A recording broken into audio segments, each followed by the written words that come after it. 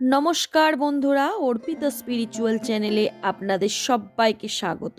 আশা করি আপনারা প্রত্যেকে ভালো আছেন, সুস্থ আছেন। বন্ধুরা, ভালো মানুষেরা সবসময় কষ্ট পায় কেন? আর খারাপ মানুষেরা সবসময় সুখেই বা থাকে কি করে? অনেকেই বলেন, এ জন্মে তো কোনো পাপ করিনি, তাহলে এই নরক যন্ত্রণা কেন সহ্য করছি? আপনাদের প্রশ্নের উত্তর স্বয়ং শ্রীকৃষ্ণ মহাভারতের যুদ্ধ শেষের পর গান্ধারীকে দিয়ে গেছিলেন। মহাভারতের যুদ্ধ শেষে গান্ধারী শ্রীকৃষ্ণকে রাগের মাথায় অভিশাপ দিয়েছিলেন। বলেছিলেন, আমি যে কষ্ট যন্ত্রণা সহ্য করেছি, তুমিও তোমার সব হারিয়ে একদিন এই একইভাবে একাকী মৃত্যুবরণ করবে। রাগ আর ক্ষোভের মাথায় অভিশাপ দিয়েই বুঝতে পারলেন তিনি কি করে ফেললেন। অনুতপ্ত হয়ে আবার তিনি শ্রীকৃষ্ণকে জিজ্ঞাসা করলেন, আমি কি এমন পাপ করেছি যে তুমি এই জন্মে আমাকে এত কষ্ট দিলে? আমি তো রাজার মেয়ে, দেখতেও যথেষ্ট সুন্দরী, তাও আমার কপালেই অন্ধ স্বামী। চোখ থাকতে আমি চোখ বেঁধে সারা জীবন অন্ধ সেজে থেকেছি। রানী হয়েও কখনো যথাযথ রানীর মর্যাদা পাইনি। আমার 100 সন্তান থাকা সত্ত্বেও আজ আমার চোখের সামনে নৃশংসভাবে তোমরা মেরে ফেলে আমাকে সন্তান হারানোর দুঃখ যন্ত্রণা দিলে। আমি তো এই জন্মে কোনো পাপ করিনি। আমি চিরকাল দেবাদিদেব মহাদেবের আরাধনা করেছি, তাহলে আমাকে এই নরক যন্ত্রণা কেন দিলে? বলো কেশব।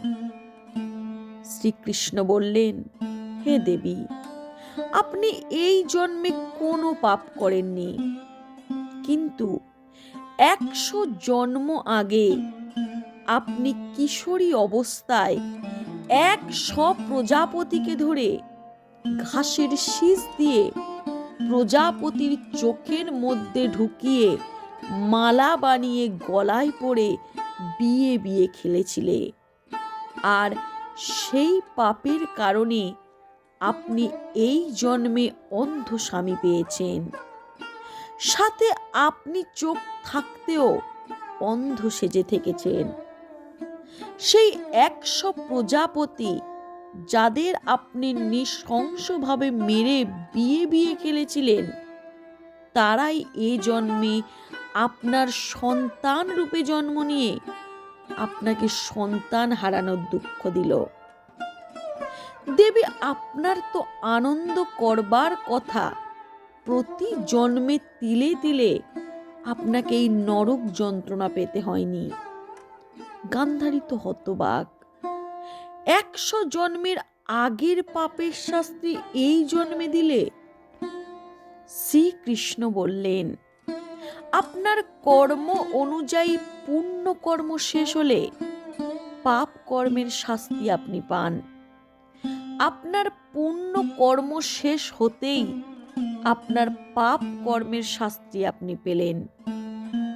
ধৃতরাষ্ট্র সব শোনার পর বললেন, আমি কি পাপ করেছি যে তুমি আমাকে জন্মান্ধ করে আমার 100 বীর সন্তানকে নৃশংসভাবে খুন করালে? শ্রীকৃষ্ণ বললেন, হে রাজন, আপনি 100 জন্ম আগে এই রকমই এক রাজা ছিলেন। আপনি এক বর্ষার দিনে শিকার করতে গিয়ে পথ হারান। হঠাৎ বজ্র বিদ্যুৎ সহ বৃষ্টির জেরে সঙ্গী পাত্র মিত্ররা এদিক ওদিক ছড়িয়ে পড়ে আপনি একা হয়ে পথ খুঁজতে থাকেন। এদিকে বনের মধ্যে হিংস্র পশুর আনাগোনার সাথে সন্ধ্যা নেমেছে দেখে আপনি একটি উঁচু গাছে উঠে বসেন এবং সেই গাছে বাসা করেছিল এক শুক দম্পতি পাখি। শুক পাখি আপনাকে চিনতে পারেন। সে তার স্ত্রীকে বলে, আমাদের অতিথি হয়ে আমাদের দেশের রাজা এসেছেন। তিনি এই ঝড় জলের রাতে বৃষ্টিতে ভিজে ঠান্ডায় কাঁপছেন। আমি একটু আগুনের ব্যবস্থা করি। বলেই সেই শুক পাখি উড়ে গ্রামে গিয়ে ঠোঁটে করে এক টুকরো আগুন আর কিছু শুকনো ডাল পাতা এনে আপনার সামনে জেলে দেয়। আপনি হাত পা সেঁকে যথারীতি গরম হন। শুক পাখি বুঝতে পারে আপনার যথেষ্ট পরিমাণে খিদে পেয়েছে। শুক পাখি তার স্ত্রীকে বলে, বাসায় অতিথি এসেছে, তাকে খেতে দেয়া উচিত। অতিথি সেবা নারায়ণ সেবার সমান। বলেই সে বলে, তুমি সন্তানদের দেখো, আমি আগুনে প্রাণ দিয়ে অতিথি সেবা করি। এই বলে শুক পাখি আগুনে প্রাণ বিসর্জন দেয়। আপনি সেই শুক পাখিকে মনের আনন্দে খান। এই দিকে শুক পাখির স্ত্রী কান্নায় ভেঙে পড়ে ভাবে, স্বামী স্বর্গ গেলেন, এভাবে অনাথ করে আমাদের তবে বেঁচে থাকার আর দরকার নেই। আমিও সহমরণে গিয়ে অতিথি সেবা করে স্বর্গে গমন করি। এই বলে সেও আগুনে প্রাণ বিসর্জন দেয়। আপনি সেই শুক পাখিকেও খেয়ে ফেলেন। এই পাখি দুটিকে খেয়ে আপনার খিদের কারণে লোভ বেড়ে যায়।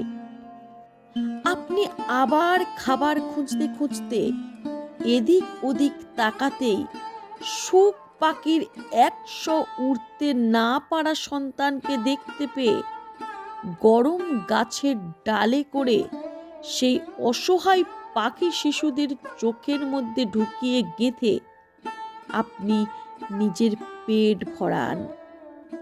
এর মধ্যেই রাত ফুরিয়ে ভোরের আলো ফুটেছিল। আপনার সন্ধানে সবাই খুঁজতে এসেছিল। আপনি তাদের গলার স্বর শুনে নিচে নেমে আসেন গাছ থেকে। তারপর সবাই নিজের রাজ্যে ফিরে যান। আপনার এই নৃশংসভাবে শুক পাখি দম্পতির 100 সন্তানকে মারার পাপে আপনি 100 জন্ম পরে জন্মান্ধর সাথে সেই শুক পাখি দম্পতির 100 সন্তানই এ জন্মে আপনার সন্তান রূপে জন্ম নিয়ে আপনাকে সন্তান হারানোর দুঃখ যন্ত্রণা দিল। শ্রীকৃষ্ণ বললেন, আপনি এই জন্মে বা আগের জন্মে যে পাপ করবেন, আপনার পুণ্য কর্ম শেষ হতেই আপনি সেই পাপ কর্মের শাস্তি হিসাবে আবার ফল ভোগ করবেন। এটাই নিয়তি। এতে ঈশ্বরের কোনো হাত নেই। আপনার কর্ম অনুযায়ী আপনি অবশ্যই আপনার কর্মের ফল পাবেন। এই গভীর রহস্য জেনে বন্ধুরা আপনাদের কেমন লাগলো অবশ্যই আপনারা কমেন্ট করে জানাবেন। এবং আপনারা বুঝতে পারলেন যে কেন ভালো মানুষেরা কষ্ট পায়, এবং এটাও বুঝতে পারলেন যে যেমন কর্ম আপনারা করবেন ঠিক কোনো না কোনো সময় আপনাদের সেই কর্মের শাস্তি অবশ্যই পেতে হবে, কারণ কর্মফল কখনো বৃথা যায় না। নমস্কার।